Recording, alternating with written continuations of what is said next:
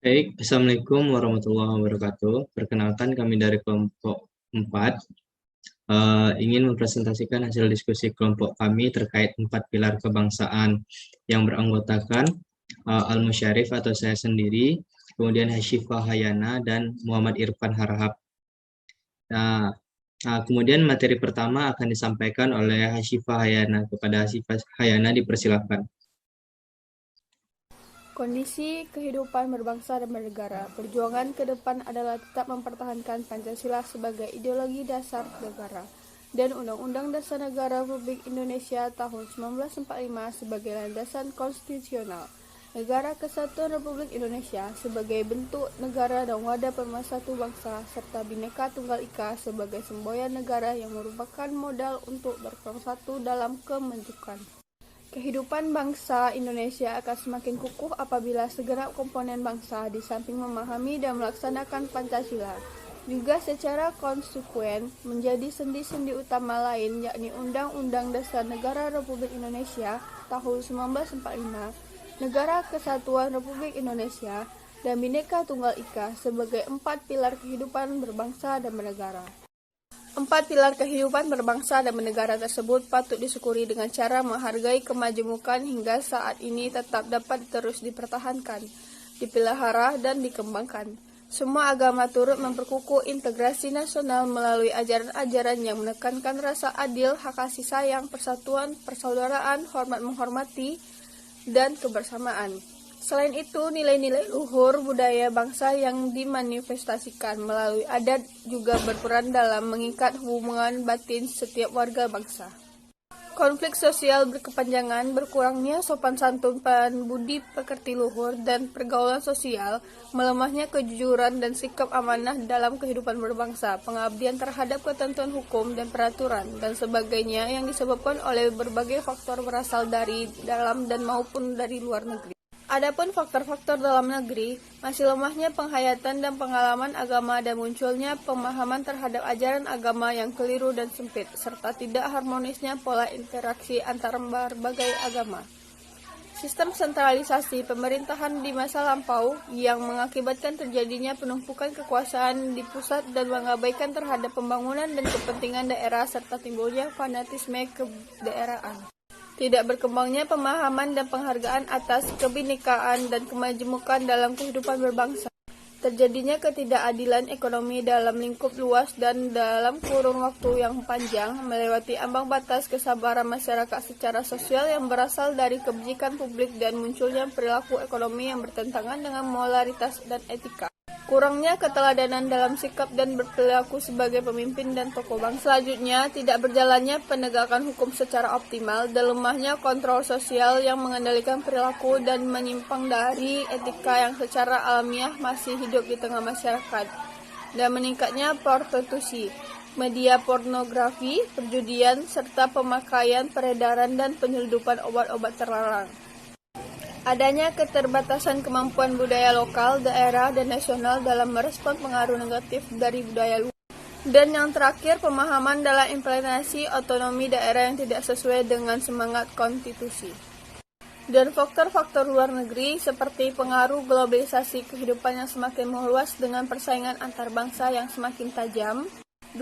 Makin kuatnya intensitas intervensi kekuatan global dalam perumusan kebijakan nasional.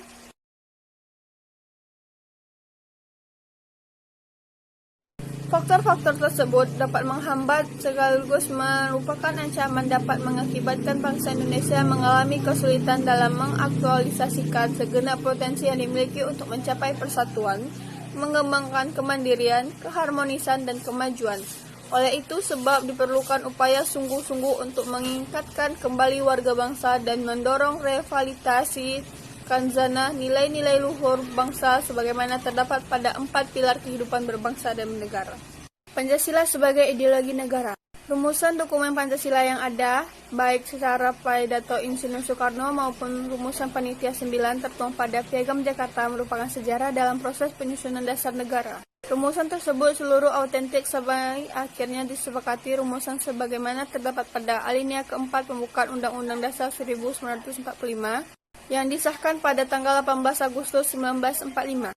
Secara historis, ada 3 rumusan dasar negara yang diberikan nama Pancasila, yaitu rumusan konsep Insinyur Soekarno yang disampaikan pada pidato tanggal 1 Juni 1945 dalam sidang BPUKI. Rumusan oleh Panitia 9 dalam Piagam Jakarta tanggal 22 Juni 1945.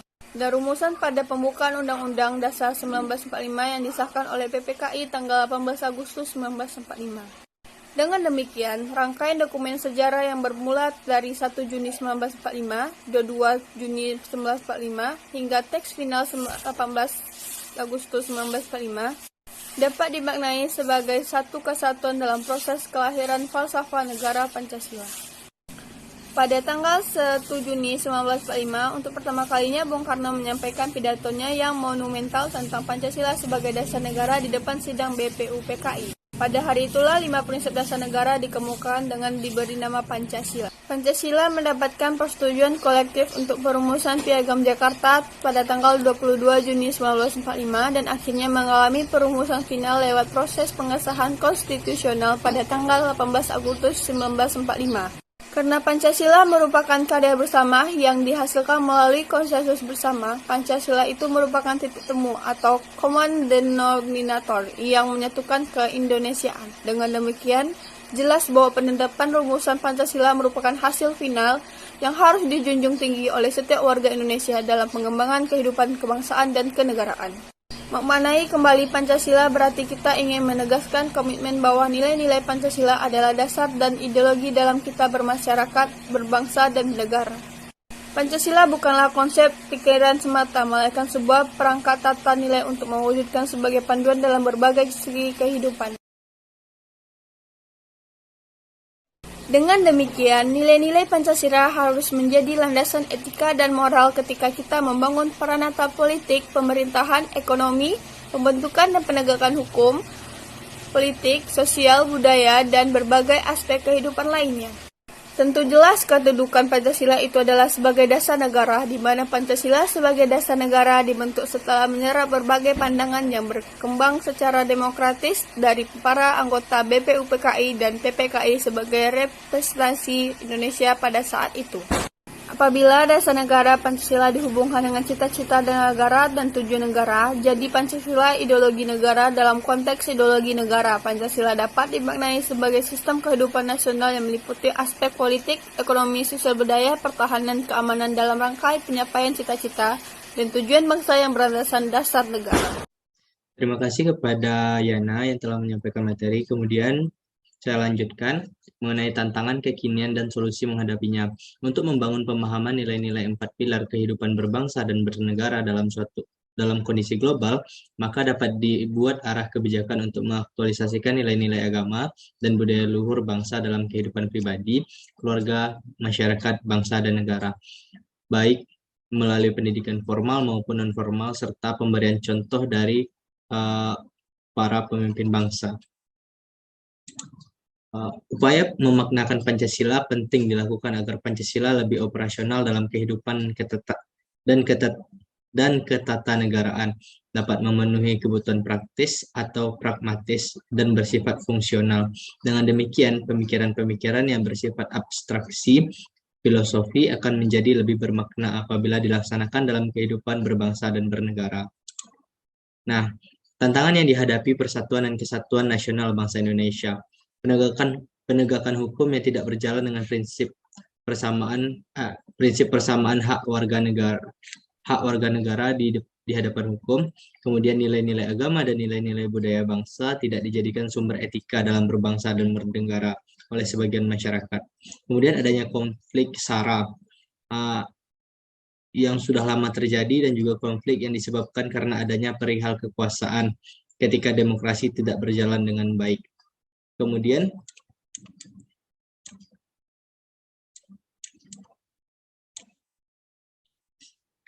praktek politik dan ekonomi yang masih banyak memiliki unsur KKN yang merugikan rakyat menengah dan menengah ke bawah. Nah, solusi menghadapi tantangan yang dihadapi Indonesia saat ini, yang pertama yaitu menegakkan supremasi hukum dan perundang-undangan secara konsisten dan bertanggung jawab, serta menjamin HAM. Kemudian menjadikan nilai-nilai agama dan nilai-nilai budaya bangsa sebagai sumber etika kehidupan berbangsa dan bernegara. dan menfilterisasi terlebih dahulu hal-hal yang diterima dari luar. Kemudian meningkatkan kerukunan sosial antara pemeluk agama, suku, dan kelompok-kelompok masyarakat lainnya melalui dialog dan kerjasama. Kemudian menata kehidupan politik agar distribusi kekuasaan dalam berbagai tingkat struktur politik dan hubungan kekuasaan dapat berlangsung dengan seimbang. Nah, periode Undang-Undang Dasar sementara, yaitu 1950.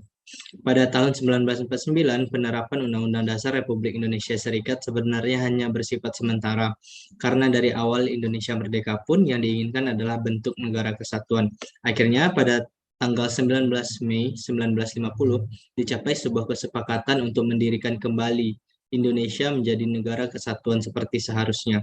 Setelah itu, pada tanggal 12 Agustus 1950 dibuatlah panitia bersama yang bertugas menyusun rancangan Undang-Undang Dasar yang kemudian disahkan oleh Badan Pekerja Komunitas Nasional Indonesia Pusat dan juga masyarakat Indonesia. Namun setelah 2,5 tahun, konstituante ini tidak dapat menyelesaikan tugasnya. Akhirnya pada 22 April 1959, Presiden Soekarno menyampaikan amanat atas nama pemerintah Republik Indonesia di depan sidang pleno konstituante yang berisi anjuran agar konstituante menetapkan saja Undang-Undang Dasar Negara Republik Indonesia tahun 1945 sebagai Undang-Undang Dasar Republik Indonesia. Sementara situasi di tanah air yang tidak kondusif, pada 5 Juli 1959, Presiden Insinyur Soekarno mengeluarkan Dekret Presiden yang salah satu isinya adalah kembali menggunakan Undang-Undang Dasar 1945 sebagai undang-undang yang berlaku di Indonesia. Baik, kemudian materi selanjutnya akan disampaikan oleh Muhammad Irfan Hara. Kepada Irfan dipersilahkan. Lanjut kepada periode Undang-Undang Dasar 1945 pada 5 Juli 1959 sampai dengan 1999. Melalui Dekret Presiden Nomor 150, diberlakukanlah kembali Undang-Undang Dasar 1945 di seluruh wilayah Negara Kesatuan Republik Indonesia. Istilah Undang-Undang Dasar 1945 baru muncul pada awal tahun 1945. Ketika pada 19 Februari 1959, Kabinet Karya mengambil kesimpulan dengan suara bulat mengenai pelaksanaan demokrasi terpimpin dalam rangka kembali ke Undang-Undang Dasar Negara 1945. Dalam perjalanan bangsa selanjutnya, sejak dikeluarkan Dekret Presiden 5 Juli 1959 yang salah satu isinya adalah kembali kepada Undang-Undang Dasar 1945, di dalam konsideran mengakui bahwa Piagam Jakarta menjiwai dan merupakan salah satu kesatuan dengan Undang-Undang Dasar 1945.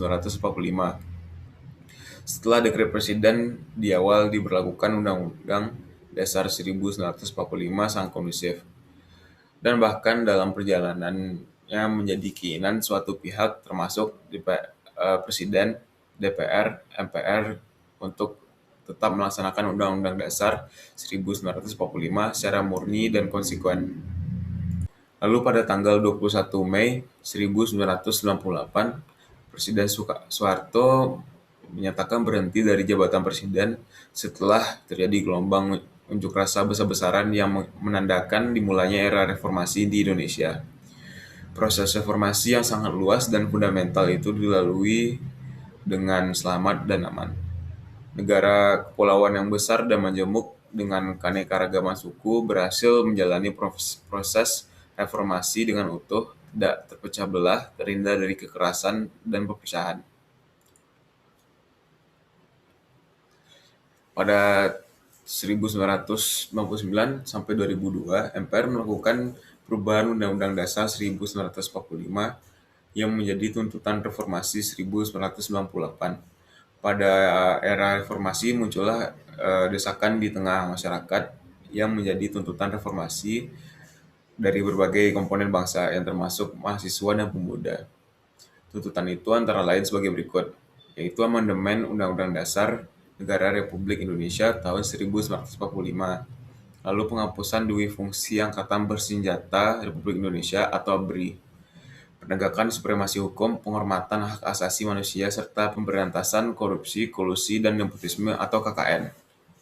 Lalu, desentralisasi dan hubungan yang adil antara pusat dan daerah otonomi, mewujudkan kebebasan pers, mewujudkan kehidupan demokrasi. Dikarenakan tuntutan yang telah diajukan oleh berbagai elemen dari masyarakat dan kekuatan sosial politik, didapatkan pandangan bahwa Undang-Undang Dasar 1945 dianggap belum cukup untuk melaksanakan kehidupan bersosial dan bernegara yang bersifat demokratis. Pemberdayaan masyarakat dan juga penghormatan HAM, serta adanya celah-celah dalam undang-undang untuk melakukan kecurangan yang merugikan masyarakat. Perubahan Undang-Undang Negara Republik Indonesia tahun 1945 pertama kali dilakukan pada Sidang Umum MPR tahun 1999 yang menghasilkan perubahan pertama. Setelah itu dilanjutkan dengan perubahan kedua pada Sidang Tahunan MPR tahun 2000. Perubahan ketiga pada Sidang Tahunan MPR tahun 2001 dan perubahan keempat pada Sidang Tahunan MPR pada tahun 2002. Dengan perubahan yang dilakukan pada tahun 1999 sampai dengan 2002, dalam Undang-Undang Dasar Negara Republik Indonesia tahun 1945 memuat antara lain mengatur prinsip checks and balance system, penegasan otonomi daerah, penyelenggaraan pemilihan umum, penyelenggaraan kekuasaan kehakiman yang merdeka, pengaturan institusi lainnya terkait dengan hal keuangan dan lain-lain dalam rangka penyempurnaan penyelenggaraan ketatanegaraan. Lalu sejarah konsep negara kesatuan dalam Undang-Undang Dasar. Sejak proklamasi kemerdekaan Indonesia, sejarah bangsa Indonesia dimulai dari sejarah menyusun pemerintahan, politik, dan administrasi negara. Landasan yang dijadikan pijakan adalah konstitusi dan ideologi. Atas dasar tersebut, pada 18 Agustus 1945 diselenggarakan Sidang PPKI yang berhasil menetapkan Undang-Undang Dasar Negara Republik 1945 sebagai konstitusi negara. Keinginan bangsa Indonesia untuk membangun sendiri negara yang merdeka dan berdaulat mendapatkan tantangan besar dari pemerintah Belanda. Pada 1946, secara sepihak Belanda kembali masuk ke Indonesia mengatasnamakan sebagai penguasa yang sah karena berhasil mengalahkan Jepang yang sebelumnya mengambil alih kekuasaan Hindia Belanda atau Indonesia dari Belanda.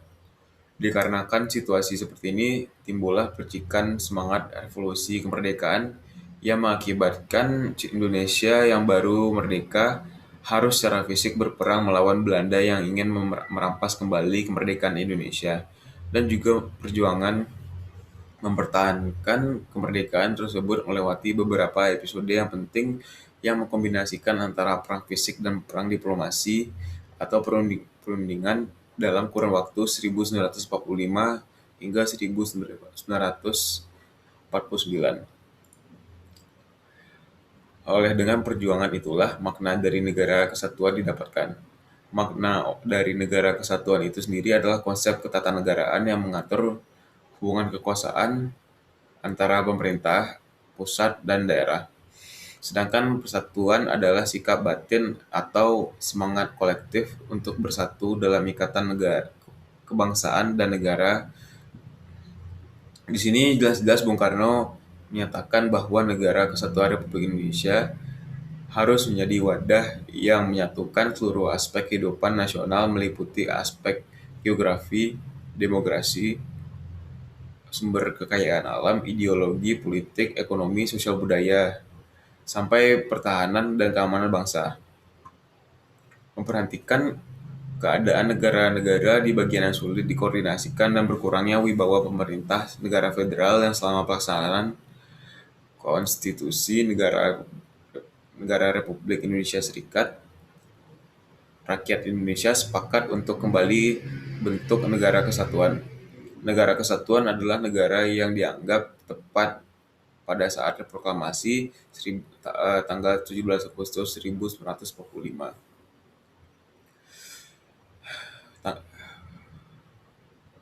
Pada tanggal 17 Agustus 1950, Indonesia resmi kembali ke negara kesatuan dengan konstitusi, UUDS 1950 sebagaimana terdapat pada pasal 1 ayat 1 UUDS 1950 yang menetapkan bahwa negara Republik Indonesia adalah negara yang berbentuk kesatuan. Lalu lanjut kepada konsep negara kesatuan menurut UUD 1945. Perubahan Undang-Undang Dasar Negara Republik Indonesia tahun 1945 mengukuhkan keberadaan Indonesia sebagai negara kesatuan dan menghilangkan keraguan terhadap pecahnya negara kesatuan Republik Indonesia.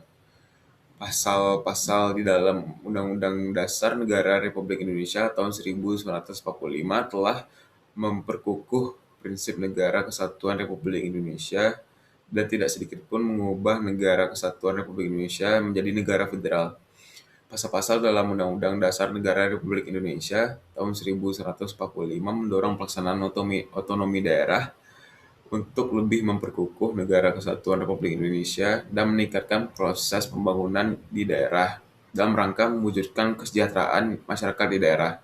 Oleh karena itu diperlukan adanya pengaturan dalam pengaturan perundang-undangan yang komprehensif untuk pelaksanaan otonomi daerah sehingga dapat dilaksanakan sesuai dengan hakikat dan pembangunan nasional.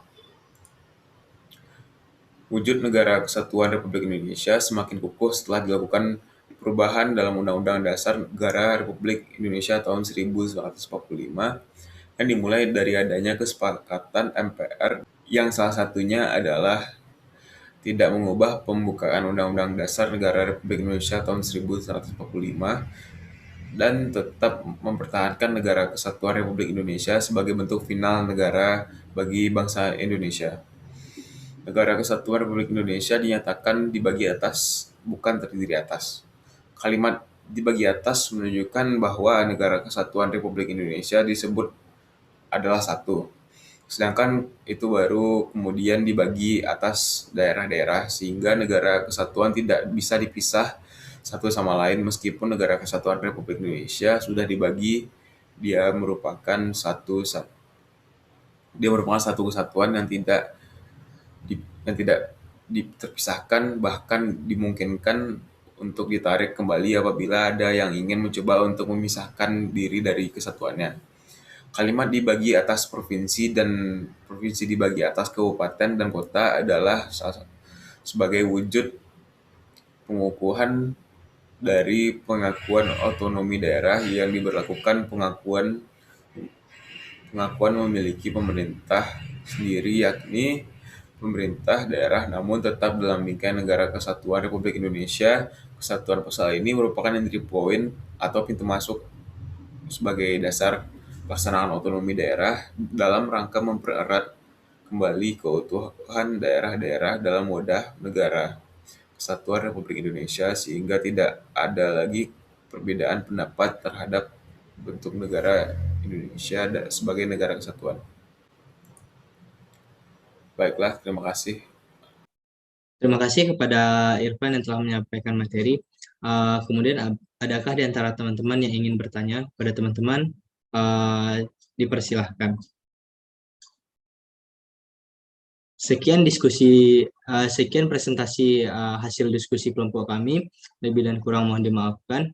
Saya akhiri dengan wabillahi taufiq wal hidayah. Wassalamualaikum warahmatullahi wabarakatuh.